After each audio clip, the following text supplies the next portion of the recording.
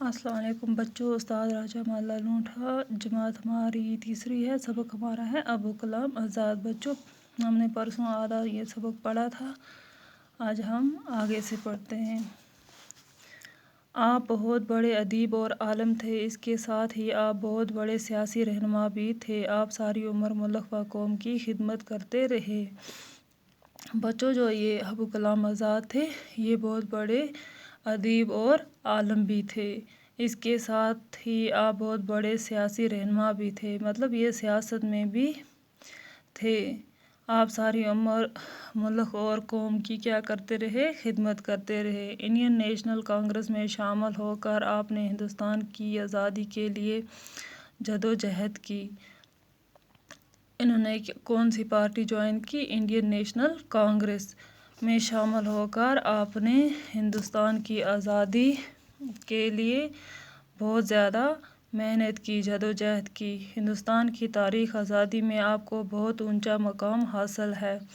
جو ہندوستان کی تاریخ ہے، آزادی کی تاریخ ہے، اس میں آپ کو مطلب ابو کلام آزاد کو بہت اونچا درجہ حاصل ہے۔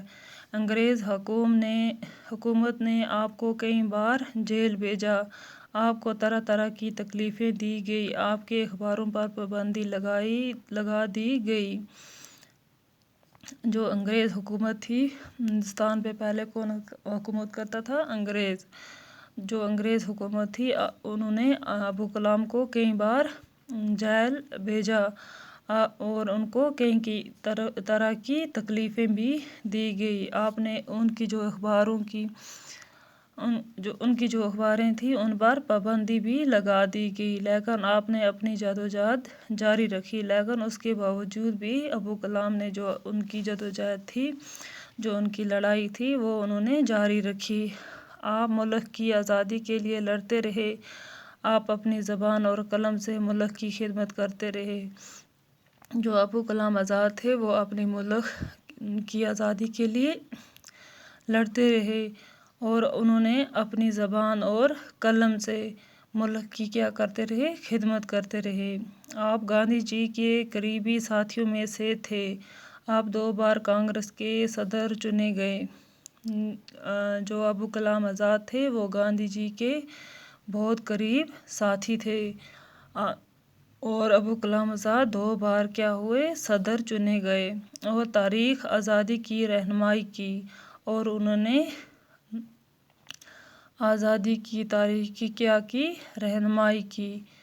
1947 عیسوی میں ملک آزاد ہوا۔ آپ آزاد ہندوستان سے پہلے وزیر تعلیم بنائے گئے۔ ہمارا ہندوستان کب آزاد ہوا؟ 1947 میں۔